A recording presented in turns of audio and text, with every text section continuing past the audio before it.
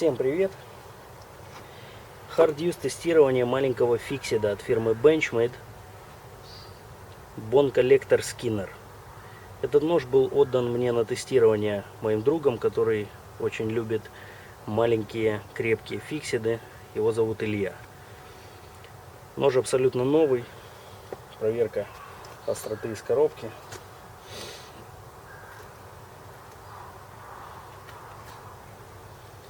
С легкостью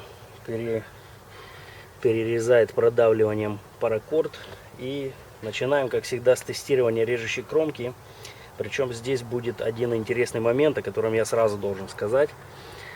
Сталь на этом ноже это D2, но заточка на нем очень сильно отличается от обычной заточки, которую мы привыкли видеть на Benchmade, то есть тонкое сведение и заточка под большой угол.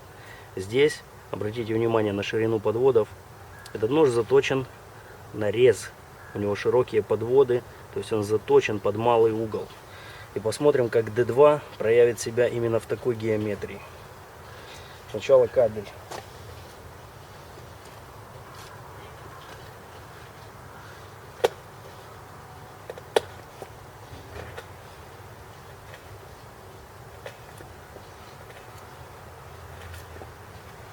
Очень легко, без повреждений.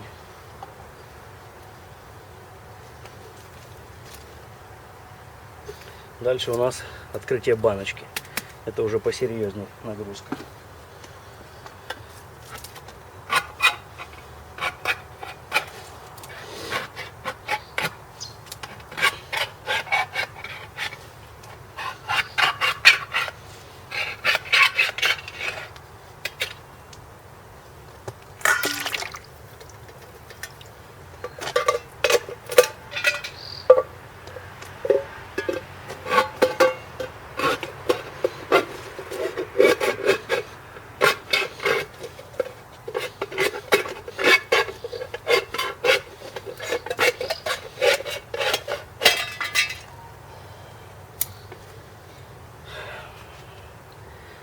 Вот эти вот крупные насечки на обухе немножко мешали нормальной работе. Так, режущая кромочка получила небольшие повреждения. Возможно, это можно будет увидеть, но какие-то микро замятия, я бы сказал. Появились места, которые отсвечивают свет. Ну, по остроте, да, вот он уже все перестал продавливать паракорд. Нож затупился, но без глобальных каких-то последствий. Так, дальше строгание алюминия.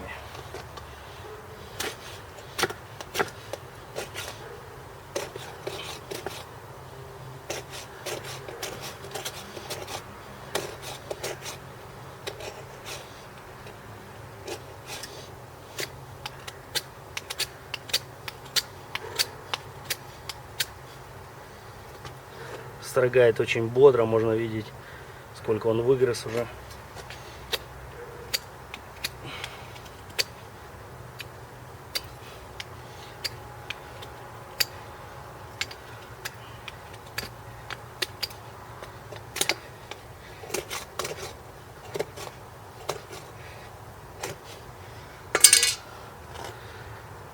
Можно видеть, какую стружечку снимает.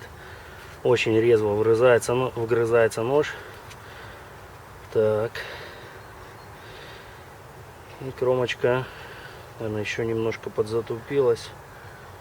Да, не подзатупилась, а подскололась. Ну-ка смотрим. Вот здесь вот. Вот это вот все последствия такой вот резательной заточки этого ножа.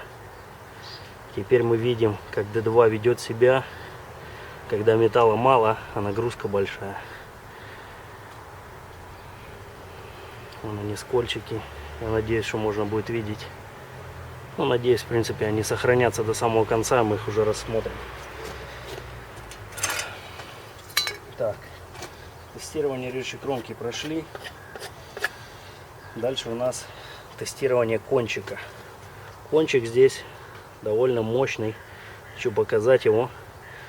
Поэтому на него, в принципе, возлагаются определенные надежды. Давайте. В этой деревяхе уже слишком много кончиков, которые провалили свою задачу. И хоть кто-то должен разорвать этот порочный круг.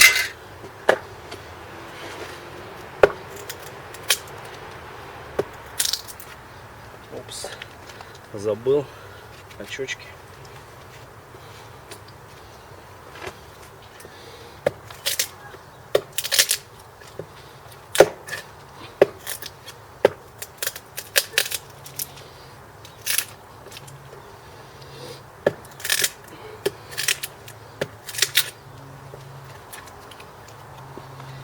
Для сравнения можете видеть, на какую глубину он туда проваливается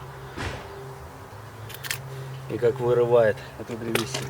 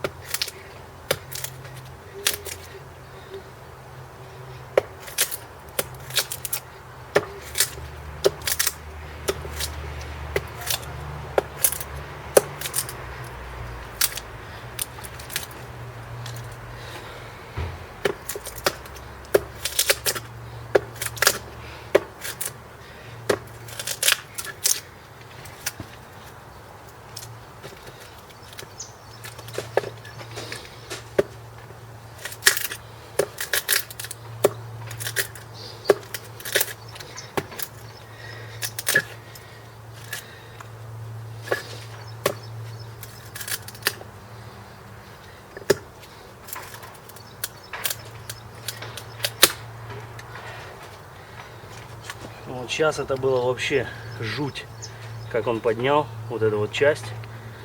Я думал, сломается. Можно видеть, насколько глубоко это было.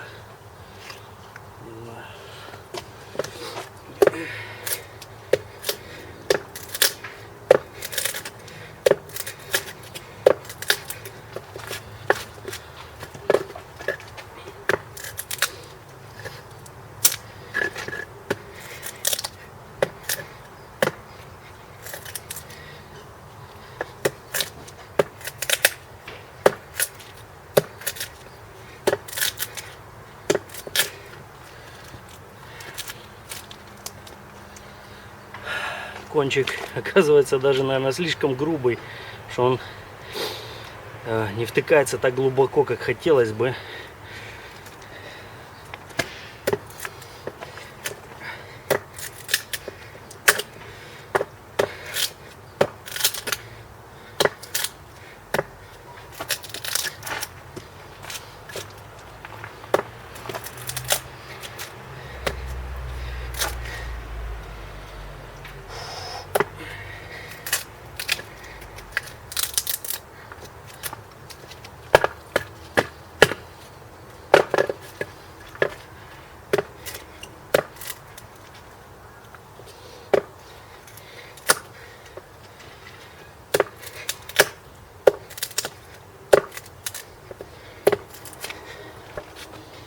Фух.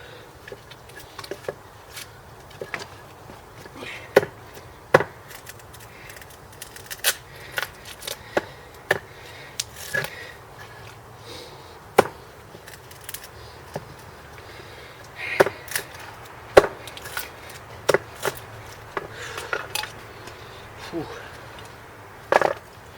Я уже устал.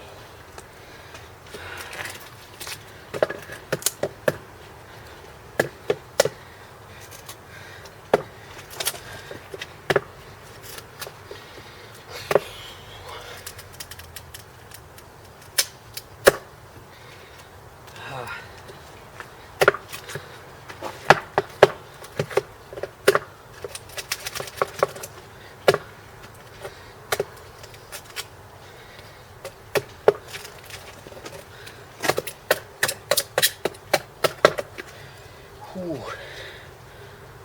Ну, наконец-то есть отверстие.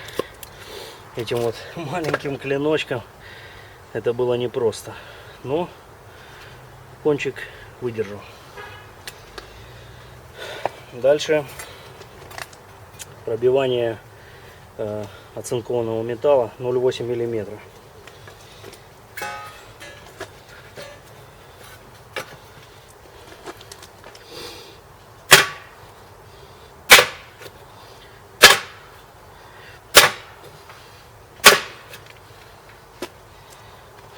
Пять ударов.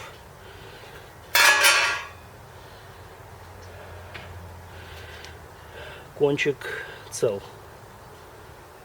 Ничего не скололось, не смялось абсолютно. Оцинкованный металл 1 миллиметр.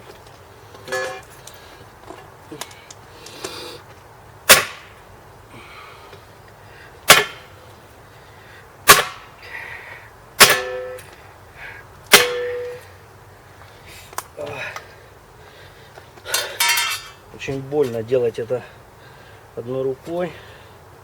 И можно видеть вот эти вот маленькие вмятинки. В принципе, он до конца такие не все разы, наверное, пробил. Но тем не менее, опять же, кончик целый. Целый, целехонький. Ну что ж, я думаю, в самый раз будет попробовать 1 миллиметр нержавейку.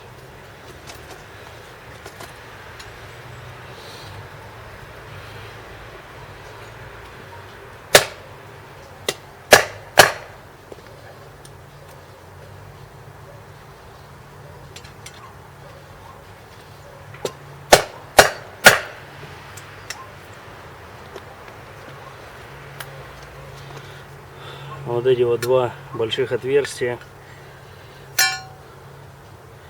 не составили абсолютно никакого труда этому кончику. Он опять же полностью целый. Ну что ж, дальше по плану у нас метание.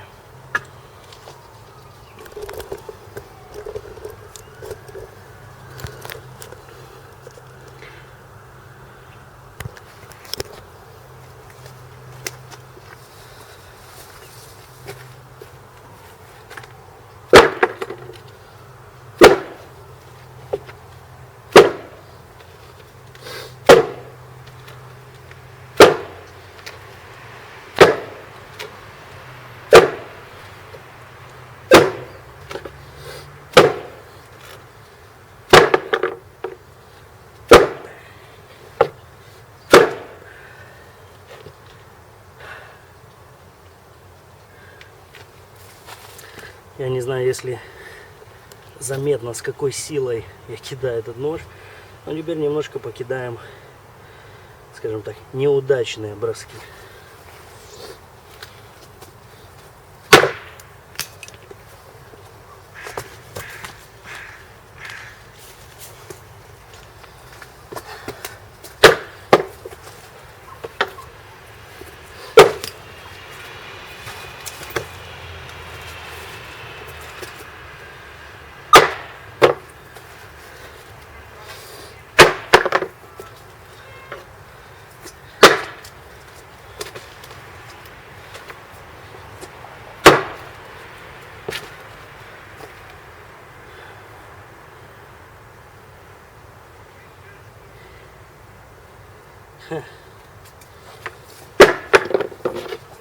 Еще один. И теперь один честный.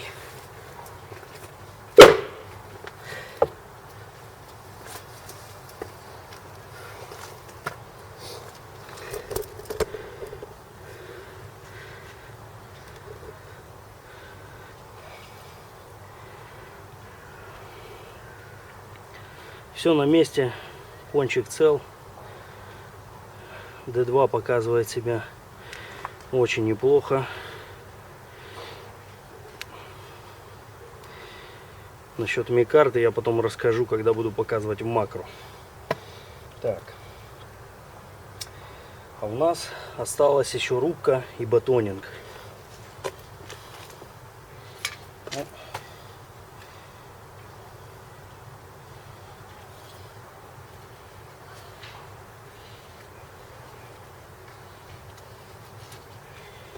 Рубить им будет непросто, но я попытаюсь.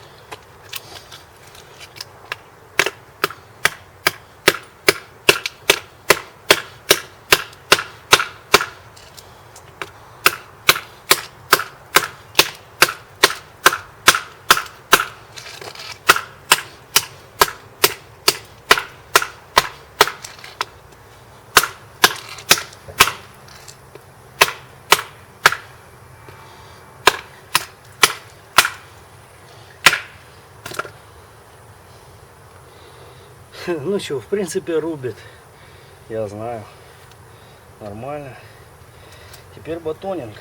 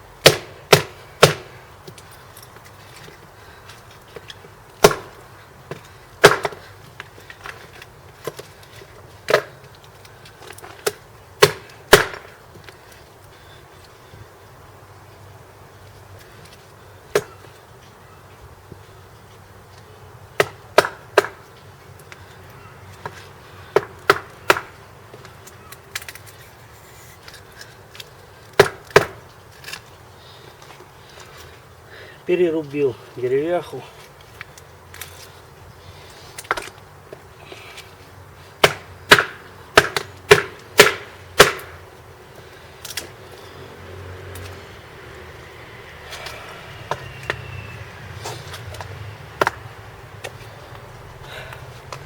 Ну что тут еще скажешь? Красавчик. Давайте посмотрим на него в макро. Все забываю. Проверка остаточной остроты.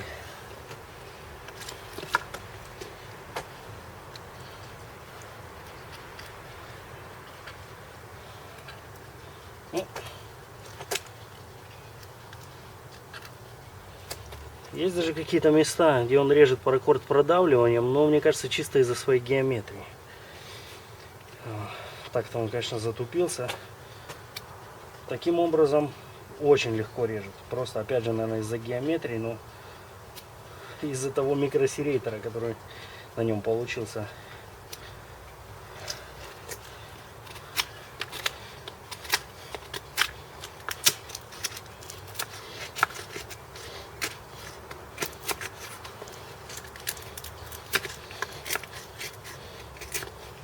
Нож остался полностью функциональным.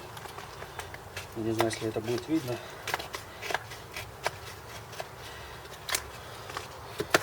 Режет, строгает, делает все. Переходим в макро. Давайте рассмотрим в макро этот отличный нож, который носит гордое имя Benchmade Bone Collector Fixed Skinner. Основной интерес, конечно же, сразу вам говорю, будет представлять режущая кромка. Давайте сразу перейдем к ней.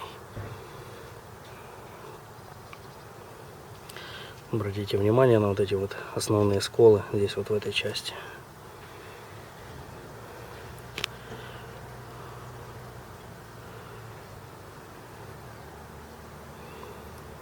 Сколы появились. Но я на 100% уверен, что это результат, так скажем, геометрии, заточной геометрии, не предрасположенной под hard use, когда она попадает на hard use. Но тем не менее, никаких катастроф, ничего. Этот резачок выдержал очень серьезное издевательство. Выстоял с честью. Поэтому, ну я не знаю, если кто-то хочет взять этот нож, скажем, на замену какой-нибудь Изули, то просто нужно переточить его под более грубый угол и пользуйтесь на здоровье. Это D2 выдержит все что угодно.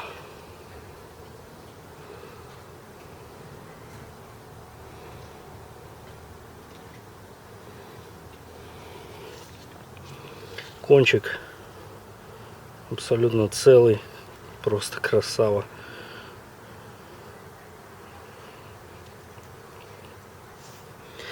А еще один момент, который я заметил, вот здесь вот, мне кажется, микарта после метания, микарта немножко отошла от рукояти, вот здесь вот на торце.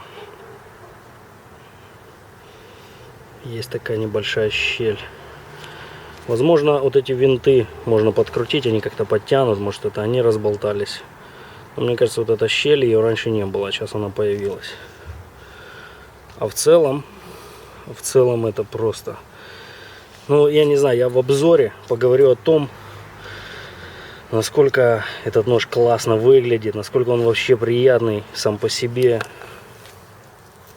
со своими ноженками. Такой он имеет свой характер. Это не просто какой-то очередной шейник, очередной маленький нож. Вот. Ну, сейчас я пойду восстанавливать его заточку, чистить и по ходу подкреплюсь абрикосами, которые он не открыл. Все, увидимся после реставрации ножа. Перетачивать D2 это не такое легкое занятие, как с другими сталями, и поэтому на этот нож у меня ушло побольше времени, но в конце концов я переточил его под более большой, более устойчивый угол. Все сколы были устранены, а благодаря тому, что кончик абсолютно не потерял в своей длине во время тестирования, этот нож сохранил всю свою эффективную длину режущей кромки.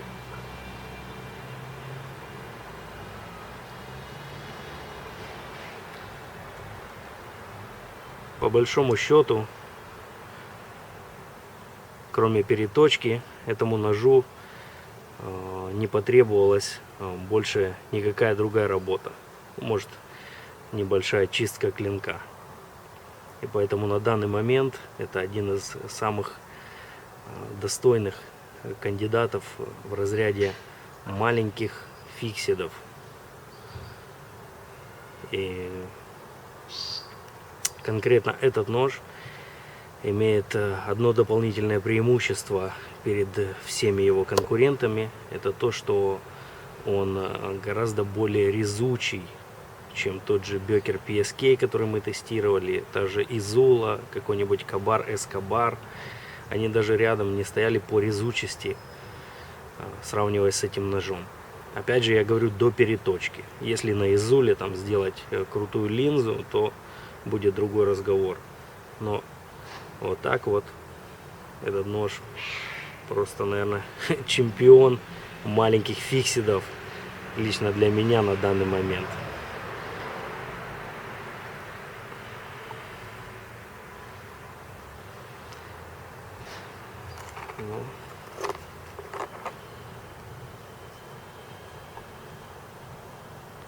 Все, надеюсь, вам было интересно. Спасибо за просмотр. Пока. Бай-бай.